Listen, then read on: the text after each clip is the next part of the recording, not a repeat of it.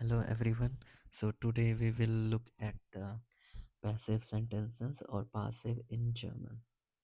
And then we will also look at some examples to explain this concept so it is very easier for you to understand and to follow whenever you see, in text, big text, lots of passive sentences, then you will know how it is being used and what does it mean.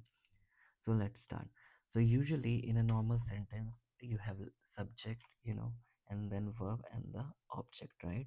And the subject is, very important in the sentence so that you know what, or who is doing the work and activity, and then what is being affected, which is the object, right?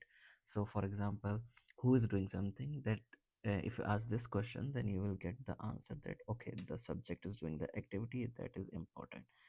But the passive sentences are different. What they ask is what is happening. They are more curious about what is going on. Is there information about that activity? So they try to answer what is happening, and then the activity becomes important, which is the verb, right? So subject is not that important, only what is happening, to what it is happening, the object, but not the subject, the doer, right? So doer is not the important aspect in passive, right? So the doer person is not important, only the activity is important. So let's look at some examples to understand this in a better way. So just keep in mind, so we will ask the question all the time that what is happening, not who is doing the activity, right? Normal sentences are important in that sense, where the subject is the main focus. So let's look at an example. This sentence: their mechanic repariert das auto, right? The mechanic is repairing the car, right? So here, obviously, this is a normal sentence with subject, verb, and the object, right? So this is a normal sentence. Who is repairing the car? If you ask this question, then the mechanic is the answer. But you know, the passive is will say that okay, what is happening? What is the activity, the main focus? So the auto is being repaired, right? So that is the main focus. What is happening? So then the passive sentences would be: this auto wird repariert. The auto is being repaired, right?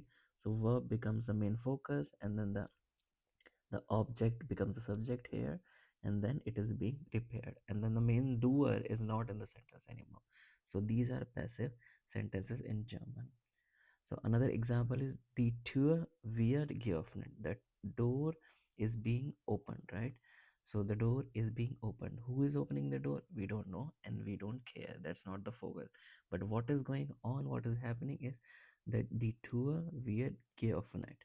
Somebody has opened it, but here we are more focused on the information, that the activity, what is going on, right?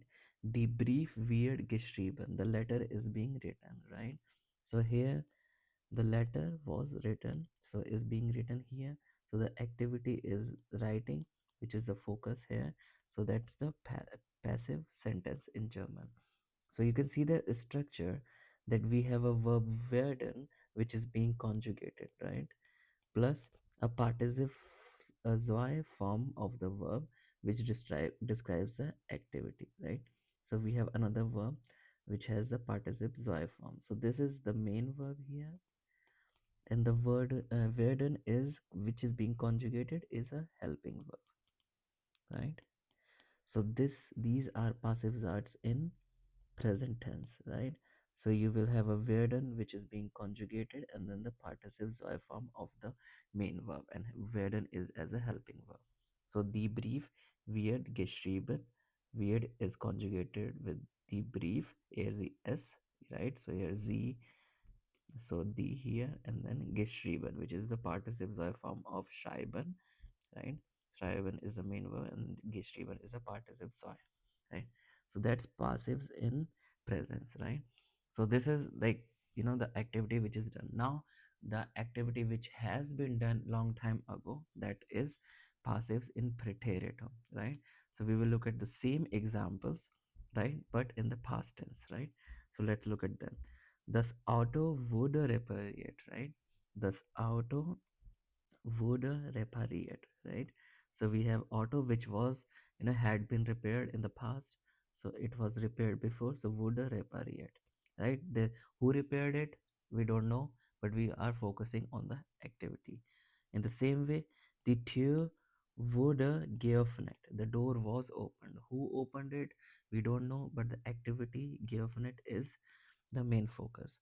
The Essen wurde gekocht. The food was cooked. Who cooked it? We don't know, but it was cooked before in the past. So that the activity is the focus, doer or the subject is not the focus, right? So now in this one we have the wurde, which is wooden verb, which is being conjugated, and then again we have the participle soy form, right? So participle soy form of the main verb here, and then you have wooden, which is the Präteritum of werden, right, which will be conjugated, and this is acting as a helping verb, right? So in presence we have werden, and in Präteritum we have wurden, right? And presence from werden is the present one, right? This is presence, and then wurden is Präteritum, right? So when you uh, write a sentence, passive sentence in presence, you will have werden plus participle of the main verb, and werden plus participle of the main verb, right? And werden wooden are acting as helping verb, right? So this is passive in presence and preteritum. So we can look at the conjugations of the helping verb, which is werden, right? So we have werden and werden, right? So these are the conjugation for ich werde, du wirst, sie es wird, wir sie werden, ihr werdet. And in the past it will be ich würde, du würdest, sie es würde, wir sie würden, and ihr werdet. So that's how you will make the passive sentences in preteritum and in present tense, right? So now if you see this kind of structure, that's how you will find out the passive. So the main focus is always the activity, right, which is defined by the main verb, right? So now you can also have passive in the perfect, right? So you have perfect, present perfect. So in German it's only called perfect sentences. So let's look at them. Das Auto ist repariert worden, right? The the auto has been repaired, right? So the Tür is geöffnet worden. The door, the door has been closed. Das Essen ist gekocht worden. The food has been cooked, right? So now you can see we have the thing, and then what has been done, repariert, right? Is repariert worden. The auto was repaired, the door was opened, and then this Essen has been cooked, right? So now you have to be careful, like, doing the English translation is a bit tricky, but if you want to just look at the timeline, right?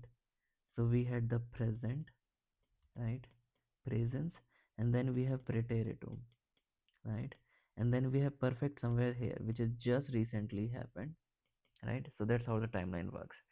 And then if you want to say this, something has been done but it was recently done, so then you will have the passive imperfect, right? And the structure is sein, which is in these cases, but you can have other conjugations of sein which is being conjugated.